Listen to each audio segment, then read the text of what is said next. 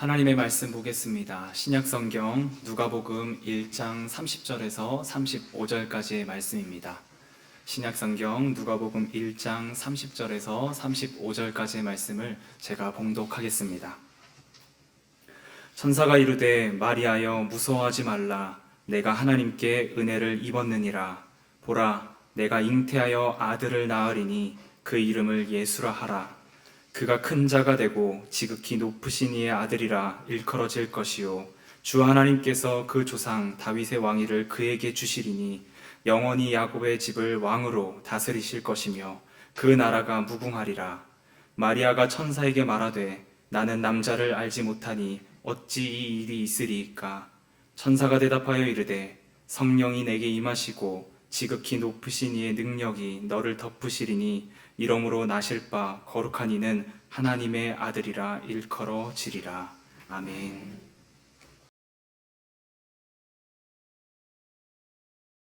부활하신 주님의 평강이 오늘 예배하는 성도님들의 삶 위에, 그리고 온라인으로 예배하는 여러분들의 가정 위에 가득 임하기를 주님의 이름으로 축원합니다. 여러분들 지난 한 주간 어떻게 보내셨나요? 지난 주간에 뉴스를 들으면서 여러분의 마음이 어떠셨는지 참 궁금했습니다. 저는 지난 한 주간의 뉴스를 보면서 우리 사회가 녹아져 흘러내리는 것 같다라는 생각을 많이 했습니다.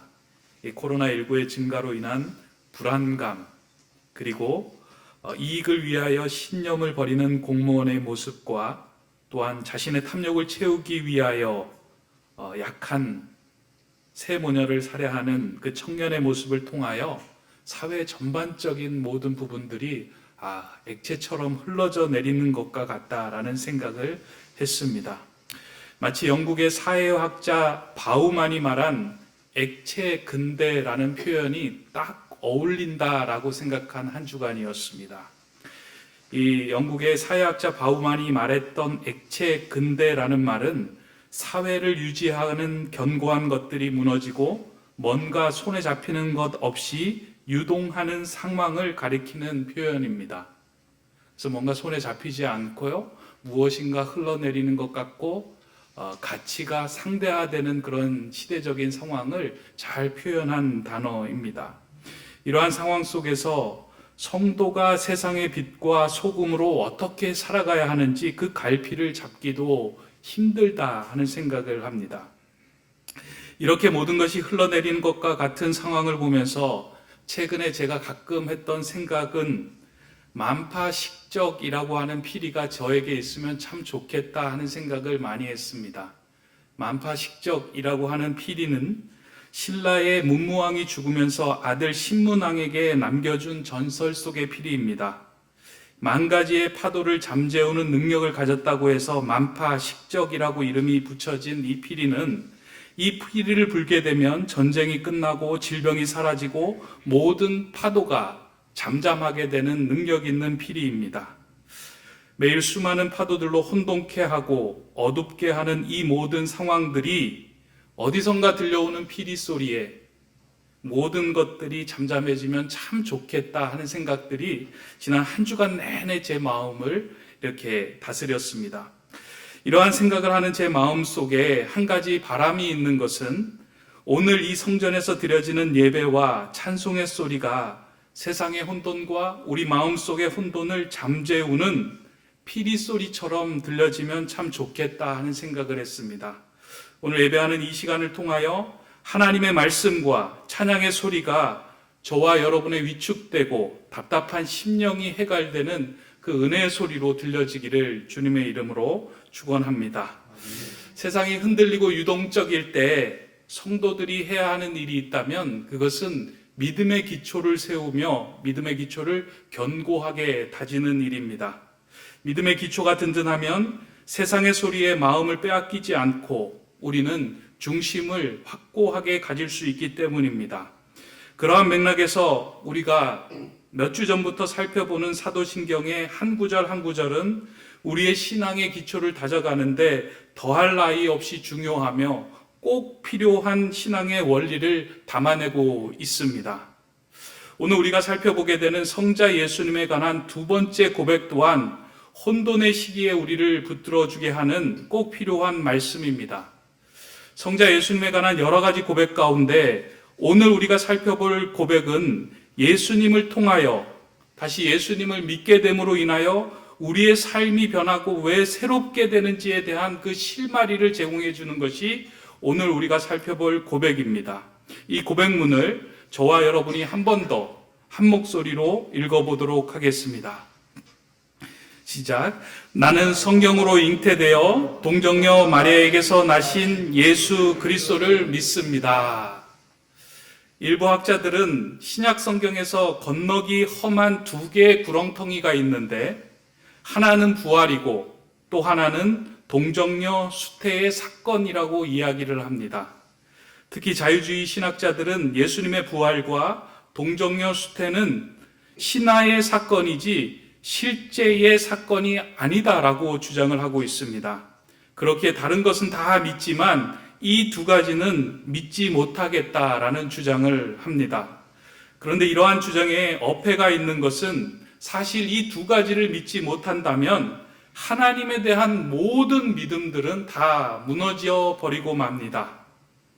우리가 창세기 1장 1절에 우리가 아는 것처럼 태초에 하나님이 천지를 창조하셨다라는 이 한 구절을 믿으면 그 이후에 생겨나는 비상식적으로 보이는, 비이성적으로 보이는 사건들은 다 가능한 일이고 믿을 수 있는 일이 됩니다.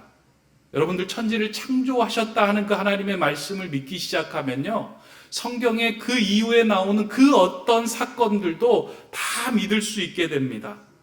천지를 창조하신 하나님께서 동정녀에게서 예수님을 출생하게 하시는 일, 그리고 십자가에 돌아가신 예수님을 다시 부활하게 하신 일을 가능하게 하시는 일은 어려운 일이 아닙니다.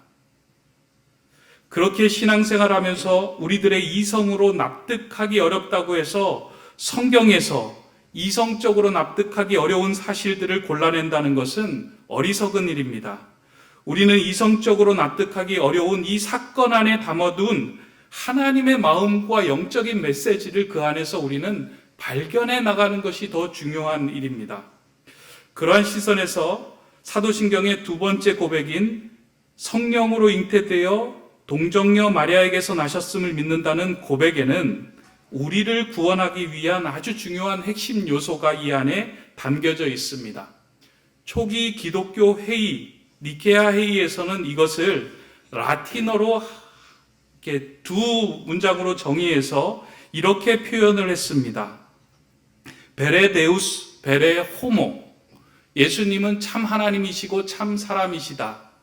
요 라틴어 정도는 여러분들이 신앙생활 하면서 기억하면 좋습니다. 베레 데우스, 베레 호모.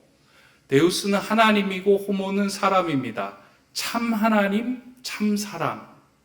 그러니까 예수님은 참 하나님이시며 참 사람이십니다. 예수님은 참 하나님과 참 사람으로 이 땅에 오셨기에 우리를 구원할 수 있는 구세주가 되셨습니다. 따라서 우리가 예수님을 성령으로 잉태되어 동정녀 마리아에게서 나셨다라는 것을 믿는다는 고백은 예수님이 참 하나님이시며 참 사람임을 내가 믿습니다 라고 고백하는 것입니다. 예수님이 참 하나님과 참 사람으로 이 땅에 오신 이유는 혼돈된 세상을 살아가고 있는 우리에게 복음의 소식을 전함과 함께 우리를 구원하여 하나님 나라의 백성으로 삼아주기 위함입니다.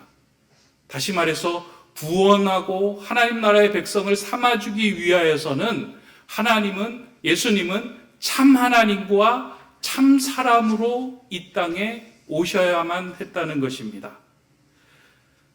따라서 이 고백은 단지 예수님께서 성령으로 잉태되어 동정녀 마리아에게 나신 것이 가능한지 불가능한지를 내가 파악해서 믿습니다라고 고백하는 것이 아니라 그 안에 담겨있는 우리를 향한 복된 소식을 이 구절을 통하여 듣는 것이 더 중요합니다.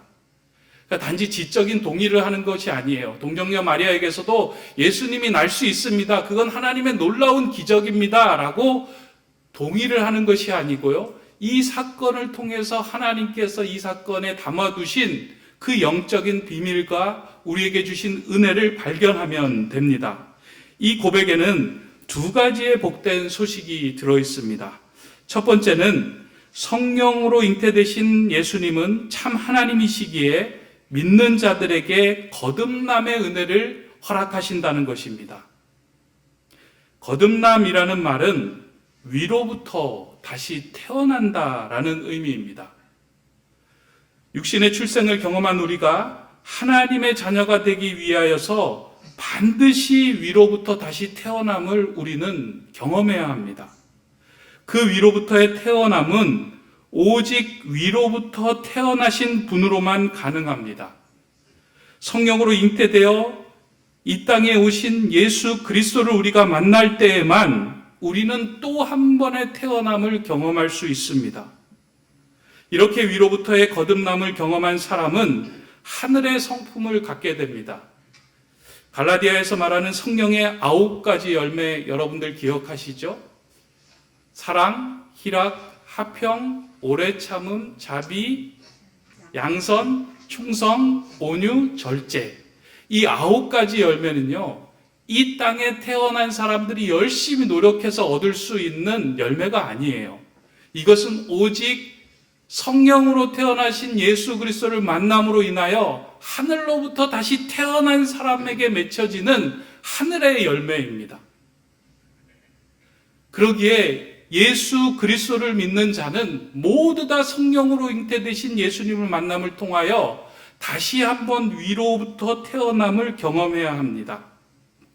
그 위로부터 태어남을 가능하게 하기 위하여 예수님은 성령으로 잉태되어 이 땅에 오셨습니다. 그래서 마태복음, 누가복음은 예수님을 성령으로 잉태되어 이 땅에 오신 분이라고 명확하게 기록해 주고 있습니다. 간혹 삐딱한 시선으로 성경을 보는 사람들 가운데 목사님, 성경에 복음서가 4개가 있는데 2개에서는 이야기하고 있고 2개 요한복음, 누가복음에서는 이야기하지 않는다면 그게 어떻게 온전한 진리겠습니까? 라고 이야기를 하면서 50대 50인데 길 수도 있고 아닐 수도 있는 거 아닙니까? 라고 이야기를 하는데요. 그렇지 않습니다.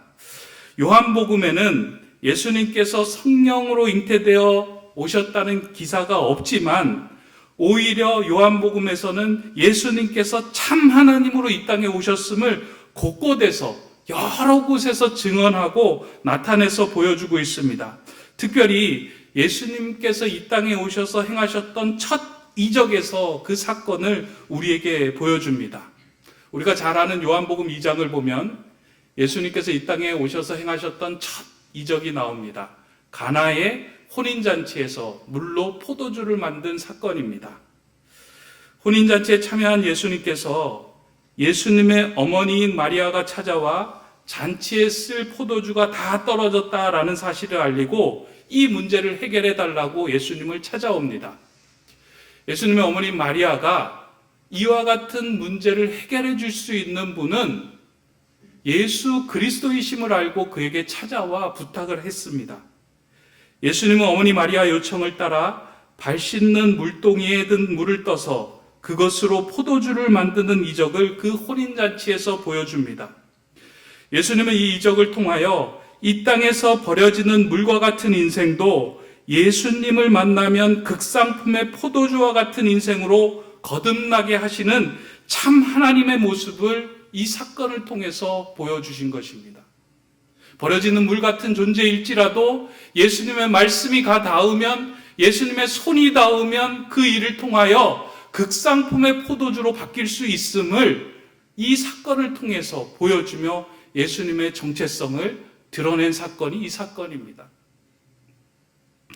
참 하나님으로 오신 예수님을 만나면 우리의 삶이 바뀝니다. 열등감에 사로잡힌 인생에 자존감이 생겨나고 깨어진 인생이 더 가치 있는 인생으로 거듭납니다. 이것은 참 하나님을 만날 때만 가능한 일입니다. 예수님을 만나지 못한 인생은 자신의 인생에서 깨어진 부분을 스스로 회복할 능력이 없어서 그것으로 고통을 당하고 살아갑니다. 여러분 한번 생각해 보세요. 우리의 삶 속에, 마음 속에 깨어진 부분이 있을 때 우리는 그 깨어진 부분을 회복할 능력이 없어요. 마치 깨진 그릇은 그 깨어진 것으로만도 힘든데 그 깨어진 부분이 칼이 되어서 자신에게도 상처를 내고 만나는 상대방에게도 칼처럼 다가가 상처를 냅니다. 우리는 그것으로부터 우리 자신을 보호하고 회복할 능력이 없습니다. 그러나 성령으로 잉태되어 이 땅에 참 하나님으로 오신 예수님 안에 거할 때 그 깨어진 부분이 새롭게 빚어지고 아름다운 작품이 됩니다. 이게 예수 그리스도 안에서 거듭난 인생이 누리게 되는 은혜입니다. 제가 좋아하는 일본의 도자기 공예 가운데 참 좋아하는 그 공예가 있습니다. 긴쓰기라는 공예인데요. 여러분들 들어보신 적이 있으신지 모르겠습니다. 이 긴쓰기라고 하는 이 공예는 도자기를 멋지게 빚는 공예 예술이 아니라 깨어진 도자기를 붙이고 오칠을 하여 그 깨어진 부분에 금칠을 하여서 새로 만드는 그 공예를 긴쓰기라고 합니다. 그래서 깨어진 부분에 금을 붙여서 다시 만들어낼 때 그 도자기는 이전의 것보다 더 가치 있고 새로운 도자기로 태어나게 하는 것이 긴쓰기의 공예입니다. 마치 우리의 인생과 같습니다. 예수 그리스도 안에 손에 있을 때 우리 인생이 다시 거듭나고 다시 태어날 수 있는 은혜가 깨어진 부분도 그 깨어진 부분에 손이 닿는 예수님의 손을 통하여 새롭게 변하는 은혜. 이것이 예수 그리스도 안에서 누리는 거듭남의 은혜입니다. 이러한 말이 있습니다. 한 번 태어나면 두 번 죽지만 두 번 태어나면 한 번 죽는다. 한 번 태어나면 두 번 죽지만 두 번 태어나면 한 번 죽는다라는 말이 있습니다.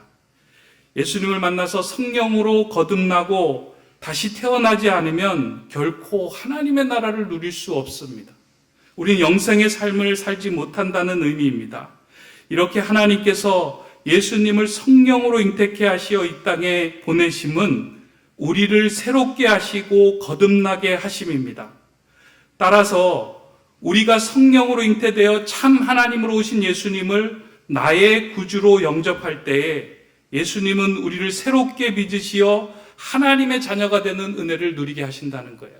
그래서 오늘 이 본문을 고백을 하면서요, 단지 성령으로 잉태되어 사람의 몸에서 날 수 있다 없다가 아니라 성령으로 잉태되어 오신 그 하나님을 나의 구주로 영접하기 시작할 때 내 인생은 성령으로 인하여 새롭게 거듭나는 은혜를 누릴 수 있다. 나는 그것을 믿습니다 하는 고백과 선포를 하는 것이 오늘 이 사도신경 고백에 담아있는 우리의 고백입니다.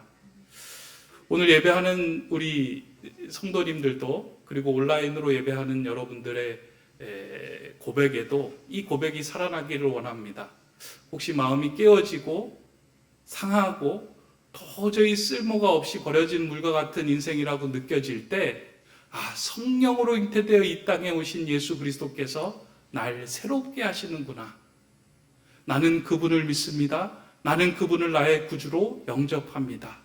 이것을 온전하게 고백하기 시작할 때 하나님의 새롭게 하심, 거듭나게 하심을 경험하게 됩니다. 이 은혜를 누리는 저와 여러분 되시기를 바랍니다. 두 번째는 동정녀 마리아에게 나신 예수님은 참 사람으로 오셨기에 믿는 자들에게 제사함의 은총을 누리게 하신다는 겁니다. 예수님께서 동정녀 마리아에게 나셨다는 것은 남자와 여자의 생식세포 결합을 통하여 출생된 존재가 아님을 의미합니다. 그러니까 남자와 여자의 생식세포가 결합되어서 마리아에게서 나신 것이 아니고요. 성령으로 잉태되어 오로지 동정녀인 마리아를 통해서 출생하게 되었다라는 것은 하늘로부터 태어난 존재라는 것을 의미합니다. 그럼 한 여인의 몸을 빌어서 출생케 하신 데는 분명한 이유가 있습니다. 가장 중요한 이유는 원죄에 대한 문제, 다시 말해서 제사함에 대한 문제로 인하여 이 부분을 우리가 고백하고 다루고 있는 것입니다. 우리가 지난주에 제가 그 반얀트리에 대해서 말씀드린 거 혹시 기억하시죠? 그 예수님께서 이 땅에 오셔서 하신 사역이 여러 가지 있다는 말씀을 했어요. 치유자로, 그 다음에 상담자로, 우리의 인생의 모든 문제를 고민을 해결하는 해결사로 이 땅에 오셨는데, 예수님이 이 땅에 오신 가장 중요한 줄기, 기둥이 되는 그 나무가 있다면 우리의 죄를 사하여 주시기 위하여 이 땅에 오셨다는 거예요. 그런데 이 죄를 사하기 위해서는 죄가 있으신 몸으로 태어나서는 그 죄를 사할 수 없습니다. 그러나 육신의 출생으로 태어난 모든 사람은 아담으로부터 이어지는 원죄를 우리의 몸의 죄의 씨앗으로 갖고 태어난다는 거예요. 저와 여러분들도 죄의 씨앗을 몸에 갖고 태어났습니다. 아무리 노력해도 이 죄의 씨앗은 우리의 힘으로 뽑아지지도 않고 해결될 수 있는 부분이 아닙니다. 여러분들 그렇잖아요. 여러분들이 그 낳은 자식을 보면 그 자식의 모습 속에 여러분의 습성과 여러분들의 모습이 그대로 녹여져 있는 것을 발견할 때 깜짝 놀라기도 하잖아요. 어떻게 가르쳐 주지도 않았는데 저런 이야기를 하고 저런 생각을 하고 저런 행동을 할까? 아담의 원죄로부터 우리 안에 자연스럽게 죄의 씨앗들이 심어져서 우리는 자연스럽게 죄의 습성으로 나아가는 경향성이 우리 몸 안에 배어 있다는 거예요. 이것은 죄로부터 출생한 그 누구, 그 어떤 사람도 해결할 수 없는 부분입니다. 오직 이 죄의 문제는 죄로부터 태어나지 않은 하나님의 아들을 통해서만 해결될 수 있습니다. 그렇기에 육신의 출생이 아닌 성령으로 잉태되어 동정녀 마리아의 태를 빌어서 죄로 흠결 없는 모습으로 이 땅에 태어나신 예수 그리스도를 통하여서만 죄의 문제가 해결될 수 있습니다. 죄의 문제는요, 우리의 손으로 아무리 해결하려고 해도 해결이 되지 않고 손 대는 순간 그게 더 심각해집니다. 가끔 집에서 난을 키우시는 분들을 보면 난을 키우다가 갑자기 난이 시들어지는 것을 경험을 합니다. 그래서 이제 왜 난을 키우면서 정성스럽게 난을 닦아주고 난에 대해서 애정을 쏟는데 왜 이렇게 난이 갑자기 시들어질까? 전문가들이 하는 이야기가 우리 사람의 손에 있는 염분이 난을 만지는 순간부터 난은 시들기 시작한다는 거예요. 그래서 장갑을 끼고 우리의 몸이 닿지 않도록 해야지만 그 난을 깨끗하게 이렇게 관리를 할 수 있다라는 말을 합니다. 우리의 힘으로는, 우리의 능력으로는 우리 안에 있는 죄의 씨앗을 뽑아낼 수 없습니다. 그 죄의 문제를 해결하기 위해서 애쓰고 노력하면 노력할수록 그 죄는 더 부풀어 오릅니다. 그러나 참 사람으로 죄가 없이 오신 예수 그리스도 안에 우리가 거하기 시작할 때 그 예수 그리스도는 우리의 죄의 문제를 해결해 주시고 죄를 사해 주시는 은혜를 부어 주신다는 겁니다. 그 은혜를 우리에게 부어 주시기 위해서 예수 그리스도는 동정녀 마리아에게 흠없고 티 없는 존재로 이 땅에 오신 것입니다. 여기에 한 가지 의미가 있다면 또 한 가지 예수님께서 참 사람으로 오신 이유는 우리 인간의 고통과 아픔을 이해하기 위함입니다. 만약에 예수님께서 하나님으로 이 땅에 오시고 하나님으로만 존재하셨다면 우리의 아픔과 고통을 제대로 아시지 못하셨을 겁니다. 그렇잖아요. 존재가 다르면 그 존재가 가지고 있는 아픔과 고통을 이해하지 못합니다. 우리가 나무의 아픔과 나무의 고통을 제대로 이해할 수 없습니다. 존재가 다르기 때문에. 우리가 아무리 친한 반려묘를 데리고 있어도 그 개가 무엇 때문에 힘들어하고 무엇 때문에 아파하고 무엇 때문에 고통을 받는지 충분하게 이해할 수 없습니다. 그러나 같은 사람은 고통을 당하고 아픔을 당하고 어려움을 당할 때 저 사람이 저래서 아프구나, 어렵구나, 힘들구나라는 것을 이해하고 공감할 수 있게 됩니다. 예수님이 이 땅에 오셔서 33년 동안 희노애락, 애오욕, 인간이 가질 수 있는 모든 감정을 함께 공유하며 이 땅을 살아가셨습니다. 참 사람으로 오셨기 때문에 우리가 당하는 고통과 아픔과 죄의 문제들을 그분에게 내어놓으면 그분이 안고 해결해 줄 수 있게 된 것입니다. 그렇게 하나님께서는 예수 그리스도를 이 땅에 동정녀로부터 나시게 하는 그 방법을 택하셨던 것입니다. 사실 이 부분을 보면 꽤 복잡해 보입니다. 왜 이렇게 하나님은 막 성령으로 잉태되고 또 동정녀 마리아에게 나게 하시고 이런 복잡한 방법을 택하셨을까? 목사로서 이거 설명하기도 힘든데 그냥 간단하게 예수님이 이 땅에 오셨습니다. 어떤 다윗 왕의 후손으로 이 땅에 오셨습니다.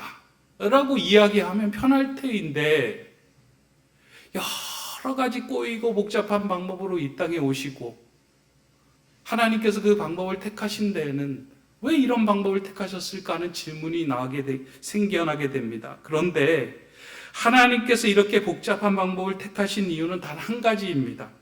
그것은 우리를 사랑하시기 때문이에요.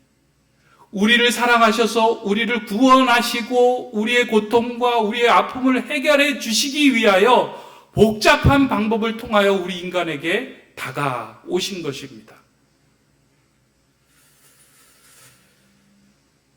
어디선가 수많은 파도를 잠재울 그 피리 소리를 기다리는 자에게 만파식적의 그 피리가 다가온 것처럼 구원을 기다리는 자에게 하나님은 예수 그리스도를 성령으로 잉태하여 동정녀 마리아의 몸을 통하여 보내어 주신 것입니다.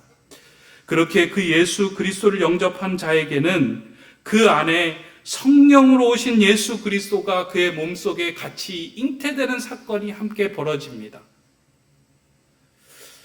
이러한 은혜 사건을 경험한 사도 바울이 이렇게 고백합니다. 갈라디아서 2장 20절의 말씀인데요. 저는 이것이 성령으로 잉태하신 예수 그리스도가 사도 바울의 몸 안에 잉태된 사건이라고 이 본문을 봅니다. 한번 그 구절을 읽어드립니다.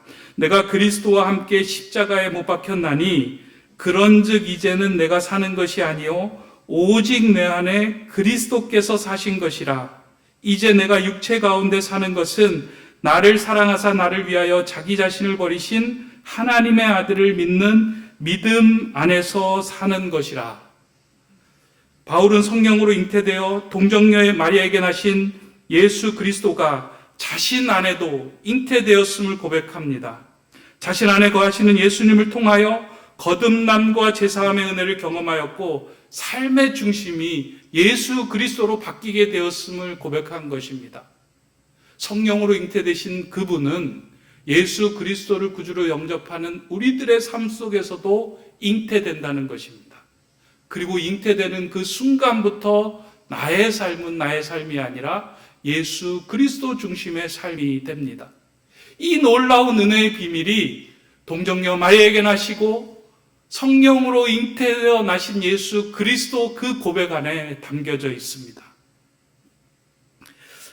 자녀를 태중에 가진 엄마는 모든 삶의 중심이 태중에 있는 자녀 중심으로 바뀌죠. 먹는 것, 보는 것, 듣는 것까지도 태중에 있는 자녀를 중심으로 바뀌어 갑니다.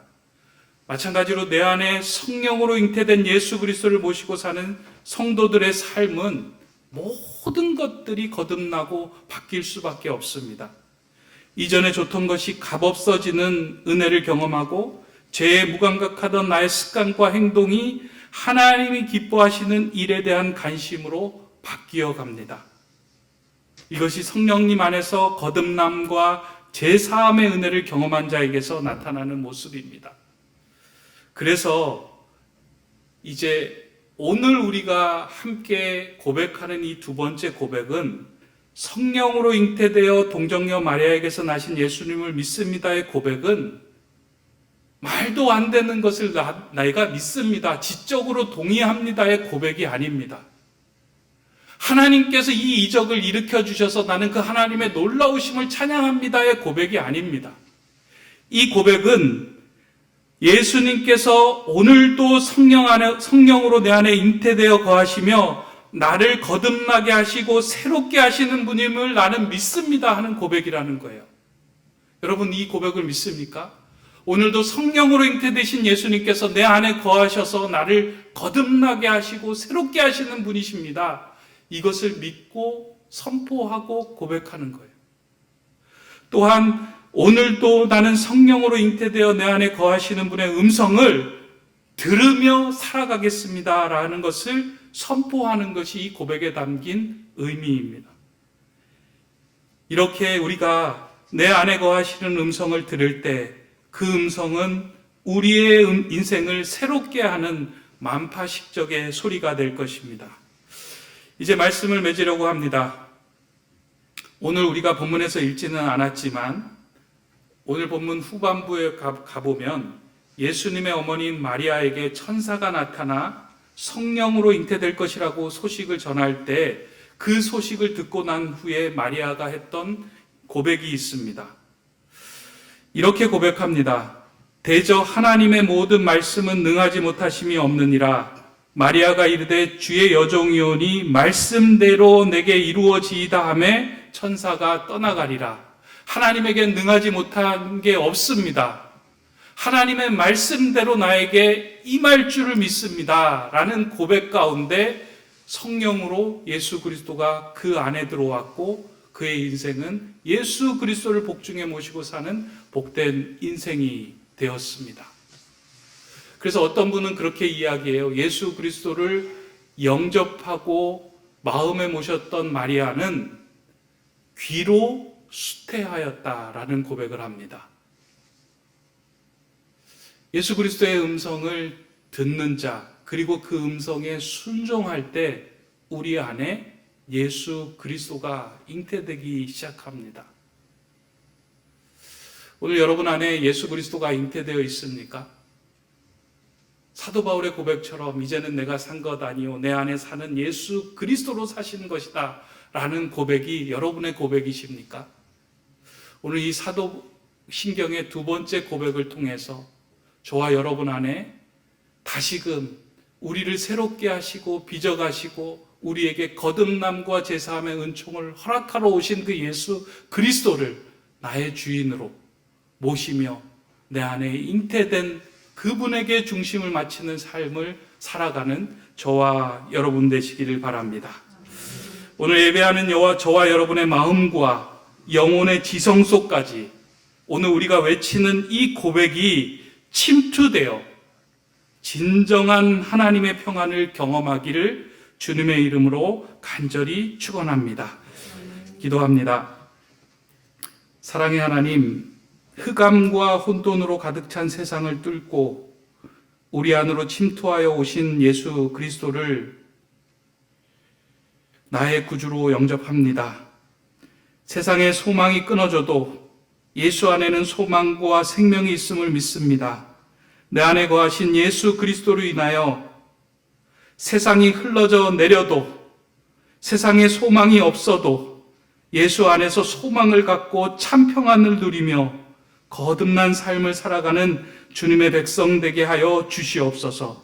예수 그리스도의 이름으로 기도드립니다. 아멘.